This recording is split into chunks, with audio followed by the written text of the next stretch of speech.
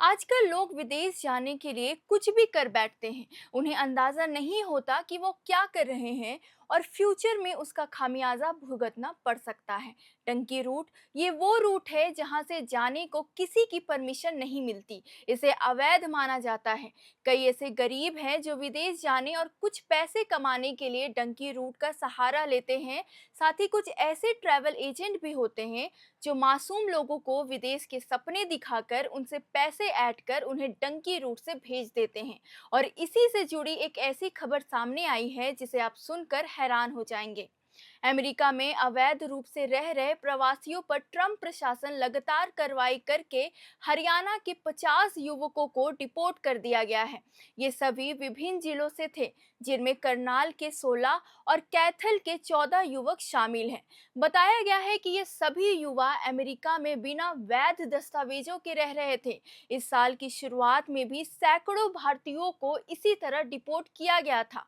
करनाल के डीएसपी संदीप कुमार ने जानकारी देते हुए बताया कि डिपोर्ट किए गए 50 युवकों में से 16 युवक करनाल जिले के अलग अलग गांवों के रहने वाले थे।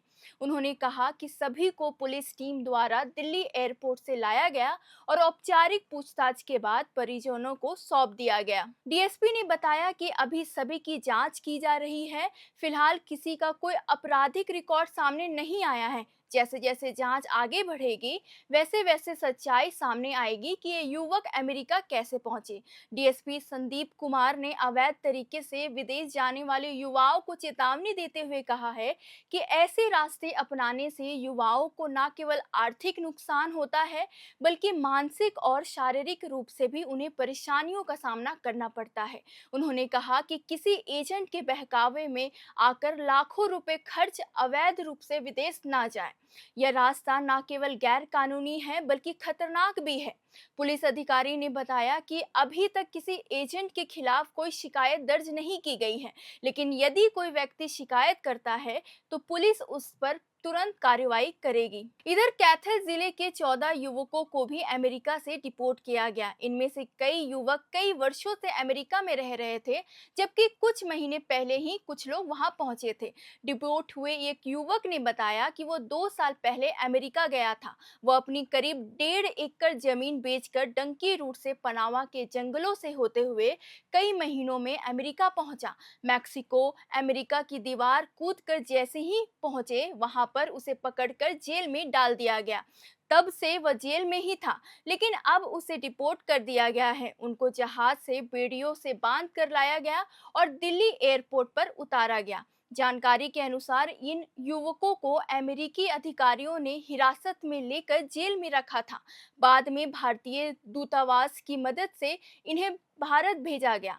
रविवार सुबह कैथल पुलिस टीम ने दिल्ली एयरपोर्ट से भी सभी युवकों को रिसीव किया और उन्हें कैथल पुलिस लाइन लाया गया। यहाँ डीएसपी ललित यादव की अगुवाई में पूछताछ की गई। बाद में दस्तावेजों की जांच के बाद सभी को उनके परिवार के हवाले कर दिया गया। बताते चले, पूछताछ के दौरान ताड़ागढ़ निवासी नरेश कुमार का क्रिमिनल रिकॉर्ड सामने आया है। बताया गया है कि वो चेक बाउंस और एक्साइज एक्ट के मामले में भगौड़ा चल रहा था। पुलिस ने उसे तुरंत हिरासत में ले लिया है। बाकी 13 युवकों के खिलाफ कोई भी आपराधिक रिकॉर्ड सामने नहीं आया है।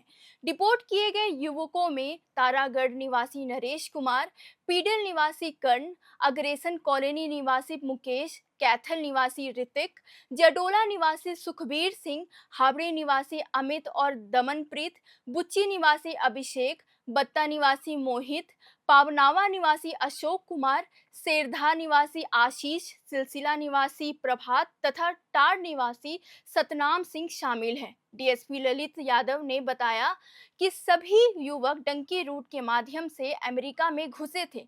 ये वही रास्ता है जिसे मानव तस्करी और अवैध प्रवास का सबसे खतरनाक तरीका माना जाता है।